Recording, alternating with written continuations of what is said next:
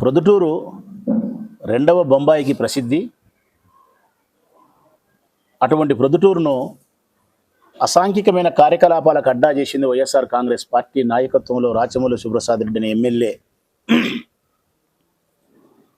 Matka, gutka, మంగతై, cricket, జూదము, క్లబ్బులు, అక్రమ రవాణా బియ్యము,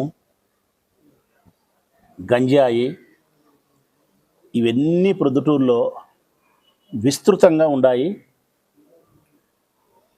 ఇట్లా తయారయ్యేదానికి కారణం ఆనాటి ఎమ్మెల్యే అయిన నేనే అని చెప్పి నా మీద దుష్ప్రచారం చేసినారు. నా మనుషులే, వైఎస్ఆర్ కాంగ్రెస్ పార్టీకి సంబంధించిన నా మనుషులే ఈ కార్యక్రమాలు నిర్వహిస్తూ ఉన్నారు. నేను అధికారంలో ఉండా కాబట్టి పోలీసులు గమ్మునుండారు. వీళ్ళ ద్వారా నేను డబ్బు సంపాదించుకున్నాను, అసాంఘిక కార్యకలాపాల ద్వారా నేను డబ్బు సంపాదించుకున్నాను. అట్లా సంపాదించిన డబ్బుతోనే నేను దాన ధర్మాలు చేసినాను, ఈ ప్యాలెస్ కట్టినానని చెప్పి విస్తృతమైన దుష్ప్రచారం చేసినారు, నా గౌరవానికి భంగం కలిగిస్తూ. ఇంతటితో ఆగలే. తెలుగుదేశం పార్టీ అభ్యర్థిగా నాకు మీరు ఓటేసి నన్ను గెలిపిస్తే ఈ ప్రొద్దుటూరు నియోజకవర్గంలో అసాంఘిక కార్యకలాపాలు అనేవి లేకుండా రూపు మాపుతా, ఉక్కు పాదం మోపుతా. నేను ఏం పాదం?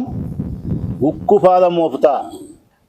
ఈ పొద్దుటూరులో మట్కా లేకుండా చేస్తా, గుట్కా లేకుండా చేస్తా, మంగతై లేకుండా చేస్తా, జూదం అనేదే లేకుండా చేస్తా, క్రికెట్ బెట్టింగ్ లేకుండా చేస్తా, బియ్యం అక్రమ రవాణా లేకుండా చేస్తా, గంజాయి అమ్మనీయకుండా చేస్తా అని పెద్ద మనిషి చాలా పెద్దగా చెప్పినాడు మాటలు. సంపాదించకపోతే అని చెప్పి 30 మందిని నమ్మించగలిగినారు ఈ పెద్ద మనుషులు, ఈ చిన్న మనుషులు. సమాజం అట్లాంటిది. అది నా దురదృష్టం. మంచిదే, ఎన్నికలు వచ్చినాయి, 130 మందిని మీరు నమ్మించగలిగినారు, 70 మందిని నమ్మించలేకపోయినారు, 36 అబద్ధాలు చెప్పినారు చంద్రబాబు నాయుడు, ఈవీఎం మిషన్లు మోసం అన్నీ కలిపి మీరు గెలిచినారు. 20 నెలల కాలమైంది ప్రజలారా. నేను ఆ పెద్ద మనుషులను కూడా అడగాలని నా ఉద్దేశం కాదు, ఈ నమ్మిన 30 మందికైనా చెప్పాలని నా ఉద్దేశం, గతంలో నమ్మిన 30 మందికైనా చెప్పాలని నా ఉద్దేశం.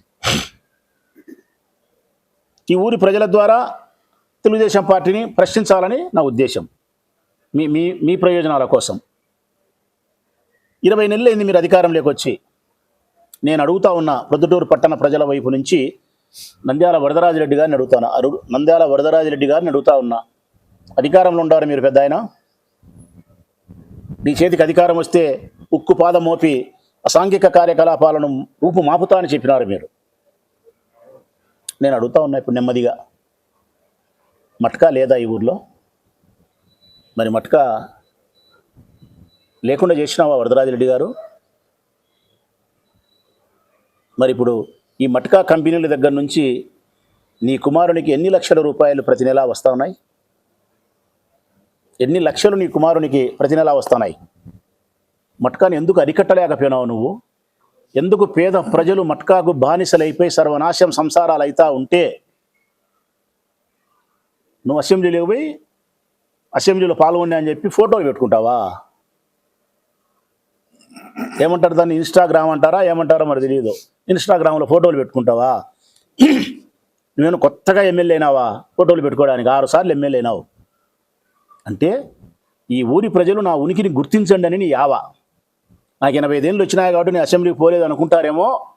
ముసలోడైనా బసిరెడ్డే మేలు, నేను పోగలుగుతానా చూడు, వీలుంటే ఇంకొకసారి ఓటు నాకు వేయండి అని చెప్పి అడగడం కోసం ఇదే కదా పెద్ద ఆయన నీ యావా. ఉంటే ఉన్నీలే, నాకు మంచిదే. 85 ఏళ్ళ వయసులో కూడా 25 ఏళ్ళ యువకుని మాదిరి నువ్వు ఉండాలనుకుంటే సంతోషము. నువ్వు నా ఆయుష్ పోసుకొని కూడా నువ్వు 100 సంవత్సరాలు జీవించాలని పరమేశ్వరుని ప్రార్థిస్తానా. నువ్వు మట్కా అరికట్టు. పోనీ గుట్కా ప్యాకెట్లు ఊర్లో లేవా? నన్ను అన్నారు మీరు. ఈ 20 నెలల కాలంలో ప్రొద్దుటూరులో గుట్కా అమ్మడం లేదా? నేను విలేకరులు కూడా అడుగుతా ఉన్నా. ఆ పొద్దు మీరు నన్ను మాట్లాడింది ఏం మాట్లాడినారు? ఆ పెద్దోడు చిన్నోడు గుట్కా ప్యాకెట్లు నేను కొనకచ్చి ఇట్లా చేతిలో పోసి ఇట్లా నలిపి ఇట్లా నలిపేది ఇట్లా నలిపి అట్లా వేసుకొని పెదవ కింద పెట్టుకొని ప్రజలకు నేను తినిపించిన అన్నట్టు చెప్తారా మీరు? సిగ్గుందా మీకు రొంతన్నా? మరి ఈ పొద్దు ఆ గుట్కా ప్యాకెట్ పొద్దుటూళ్ళలో ఉండాయా లేవా? మరి ఉంటే ఎందుకు నువ్వు నియంత్రించలేకుండావు? ఏమైనారా నీ పోలీసులు? ఏమైనారా నీ ప్రభుత్వ అధికారులు? ఏమైంది నీ అధికారం? మరి ఈ గుట్కా ప్యాకెట్లను అంగళ్ళ ద్వారా చిల్లరంగళ్ళ ద్వారా అమ్మేటప్పుడు ఆ చిల్లరంగళ్ళ ద్వారా నుంచి నీ కుమారునికి నెలసరి వచ్చే మామూలు ఎంత నీ నెలసరి మామూలు? ఇక మంగతై ఎక్కడ చూసినా ప్రొద్దుటూళ్ళలో జూదము విచ్చలవిడి అని చెప్పినారు ఆ రోజు. ఈరోజు నేను అడుగుతా ఉన్నా, కనీసం మా పార్టీ అధికారంలో ఉన్నప్పుడు మా జగన్మోహన్ రెడ్డి పుణ్యాన జార్జి క్లబ్ మూతేసినాం, సుందరాచార్యుల క్లబ్ మూతేసినాం. ఇక్కడ మొదలు పెడితే ఇచ్చాపురం వరకు ఎక్కడే కానీ లైసెన్స్డ్ క్లబ్ లేదు. ప్రజలారా, ముఖ్యంగా మహిళలారా, అది మా జగన్మోహన్ రెడ్డి గారి గొప్పతనం. మరి ఈరోజు జార్జి క్లబ్లో రోజు ఇసుపెటాకులు ఆడుతున్నారు.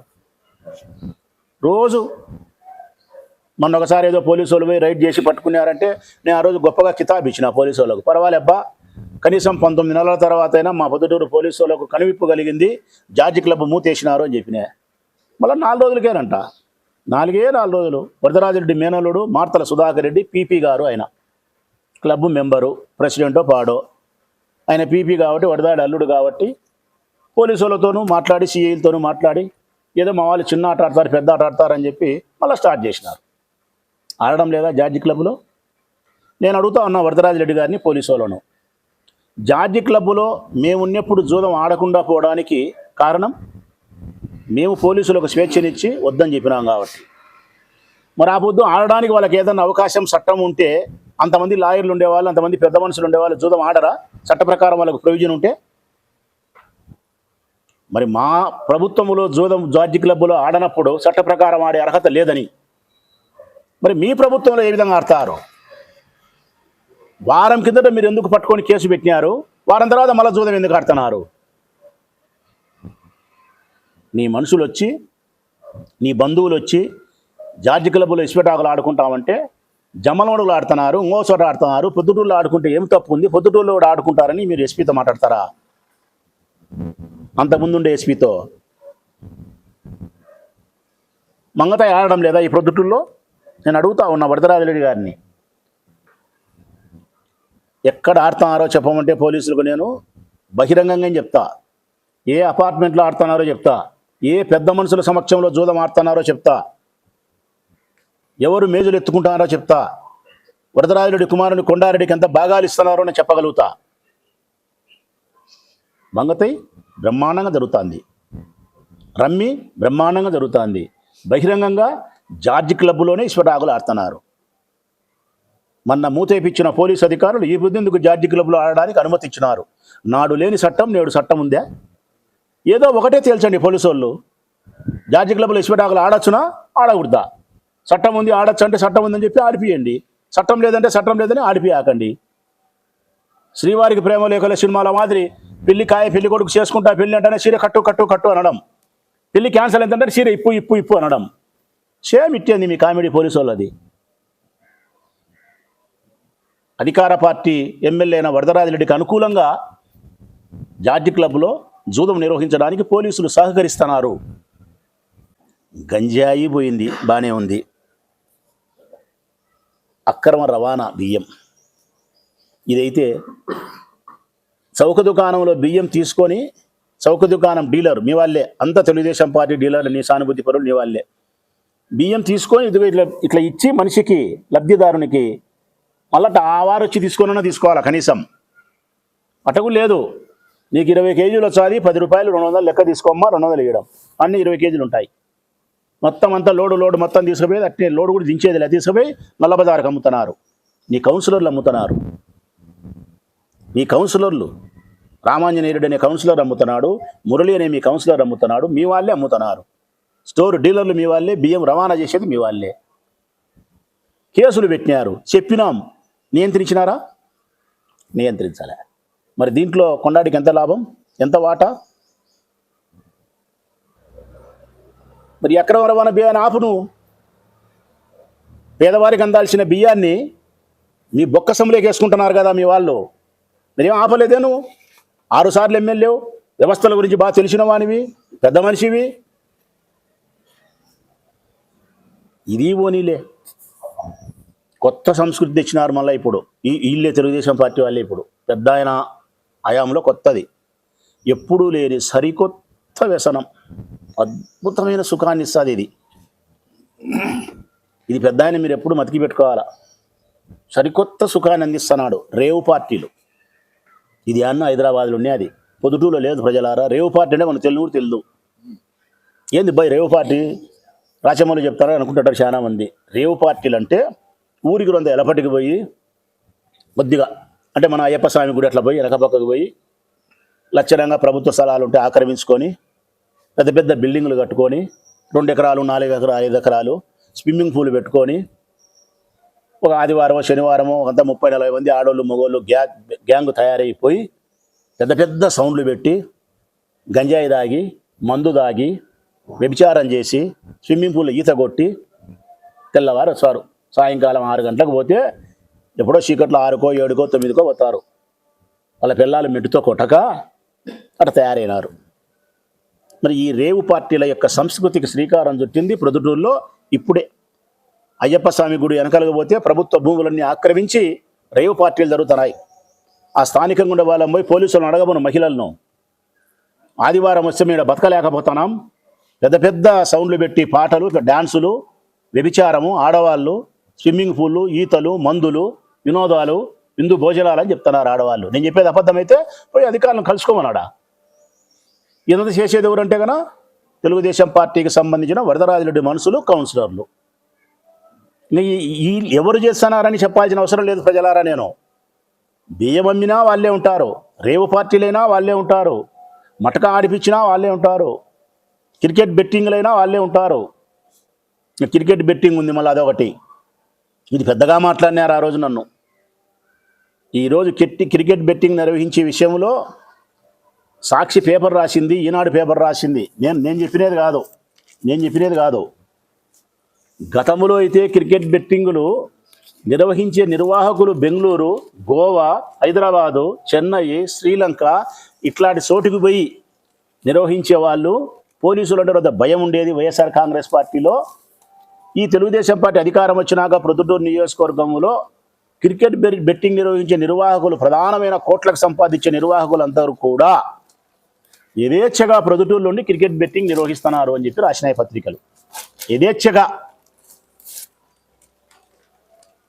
మొత్తం క్రికెట్ బెట్టింగ్ నిర్వహించే వాళ్ళంతా నీ మనుషులే. పెద్ద ఆయన నేను పేర్లు చెప్తే వాళ్ళు ఏడుస్తారు కాబట్టి చెప్పలే. నేను నాకు ఫోన్లు చేసి చెప్తారు వాళ్ళు ఎప్పుడన్నా, అన్నా పెద్ద ఆయన మీద మాట్లాడుకో, మా పేర్లు చెప్పాకు, మర్యాద బొత్తాదని. అంతా నీ మనుషులే. వాళ్ళంతా ఎలక్షన్లప్పుడు నీకు 20 లక్షలు 30 లక్షలు సందాలు ఇచ్చిన వాళ్ళే. ఒకవేళ పోలీసు వాళ్ళు నీకు ఏదన్నా అభ్యంతరకరం ఉండి చెప్పు అంటే రేపు ప్రెస్ మీట్ పెట్టి మళ్ళీ చెప్తా వరుసగా పేర్లు పట్ట పట్ట పట్ట పట్ట పట్ట చెప్తా. 2 1 2 2 2 2 4 2 3 6 2 4 2 5 10 ప్లస్ బి హోల్ స్క్వేర్ ఏ స్క్వేర్ 2ab బి స్క్వేర్. దిరిప్త టకార సంధి, కురు చిరు నడు నిడు శబ్దంలో రడల ఖర్చు పరంబగునప్పుడు దిరిప్త టకార సంధి. సందులు చెప్పాలా, సమాసాలు చెప్పాలా, లెక్కలు చెప్పినట్టు చెప్తా. ఏమి చెప్పమంటే చెప్తా పెద్ద ఆయన మీ వాళ్ళ పేర్లు. నీ ఇష్టానుసారం క్రికెట్ బెట్టింగ్. దీంట్లో అయితే నీ కొడుకు లక్షల రూపాయలు లంచాలు మామూలు. పోలీసు వాళ్ళంతా నియంత్రిస్తా అనేది మీరే. పోలీసు వాళ్ళకి అన్నీ తెలుసు. మటకా ఎవరో తెలుసు, క్రికెట్ బెట్టింగ్ నిర్వాహకులు ఎవరో తెలుసు, అక్రమ బియ్యం ఎవరో తెలుసు, రేవు పార్టీలు ఎవరో తెలుసు, అన్నీ తెలుసు పోలీసు వాళ్ళకు. బెల్ట్ షాపులు తెలుసు, బ్రాంతి షాపులు తెలుసు. కానీ అందరిని నోరు మూపించినది ఎవరంటే కనుక వరదరాజిరెడ్డి కుమారుడు కొండారెడ్డి, వరదరాజిరెడ్డి. దాని ప్రయోజనం ఏంటంటే కనుక వాళ్ళు డబ్బు సంపాదించుకుంటున్నారు, వాళ్ళ మనుషులు డబ్బు సంపాదించుకోవాలి. పోలీసు వాళ్ళు గమ్మునుండేదానికి కారణం ఏంటంటే కనుక శ్రీరామ్ సిఏ ఎగ్జాంపుల్. 20 రోజులకు ట్రాన్స్ఫర్ చేసినారు ప్రజలారా. అతను బ్రాంతి షాపుల వాళ్ళ దగ్గర లంచం తీసుకోలే, 10 గంటలకు షాపులు మూతేపిచ్చినాడు. నిజాయితీగా పనిచేస్తే నిజాయితీకి ఈ ప్రభుత్వం ఇచ్చిన నజరానా బదిలీ, పోస్టింగ్ లేదు. ఈ దుస్థితి మాకే వస్తుంది కదా అని భయపడి సిఐలు మీ అధికారానికి తలవగ్గి మనసు సంపుకొని పనిచేయాల్సిన పరిస్థితి ఏర్పడింది. ప్రజల ద్వారా పెద్ద ఎన్నో పోలీసులను అడుగుతాను, ఈ ఊర్లో మట్కా లేదా, క్రికెట్ బెట్టింగ్ లేదా, మంగతై లేదా, జార్జి క్లబ్లో జూదమా లేదా, గంజాయి అమ్మలేదా, బెల్ట్ షాపులు తెరవలేదా, తెల్లవార్దులు మద్యం అమ్మలేదా, రేవు పార్టీలు జరగడం లేదా? మరి వీటన్నింటిని ఎందుకు నియంత్రించలేదు నువ్వు? ఆలోచించి ఆరేచ్చనేవే నువ్వు. ఈ అసాంఘిక కార్యకలాపాలకు అడ్డా సెకండ్ బొంబాయి అని పేరు పిలుస్తున్నారు, ఇది అంత దీనికి అడ్డా అయిపోయిందన్నారు. ఇప్పుడు నేను అడుగుతా ఉన్నా వరదరాజిరెడ్డి కానీ ఆ పెద్దోని చిన్నోని, ఇప్పుడు దేనికి అడ్డా తెలుసునా? ఇది సెకండ్ బాంబే దగ్గర నుంచి దీనికి ఏంది అడ్డా అంటే మంచి పేరు ఇచ్చినారైతే, పెద్ద అయినా చిన్నోడు పెద్దోడు కలిసి బహుత్ అచ్చనం, ఎంత మంచి పేరు తెలిసినా బొంబాయి కంటే మంచి పేరు. ఏం తగ్గుతాడేం పెద్ద అయినా మళ్ళీ అట్లా తగ్గడట్లా. ఇది సెకండ్ బొంబాయి కాదంటే ఇప్పుడు సెకండ్ గోవా. ఏది సెకండ్ గోవా? ఇది గోవాలో దొరికేటన్నిటి దొరుకుతాయిడా. నీ ఇష్టం, ఏమి కావాల్సిన క్యాషినో, గుండాట, మినియాఫీ, రమ్మి, మందు, గంజాయి, అమ్మాయి సర్వం. అందుకే ఇది సెకండ్ గోవా. క్యాషినోని సరికొత్త జూదాన్ని ఊరికి పరిచయం చేసినారు, సరికొత్త జూదాన్ని.